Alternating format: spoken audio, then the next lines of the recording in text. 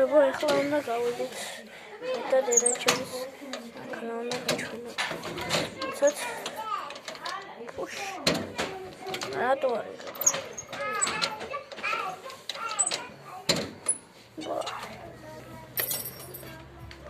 ესეცია.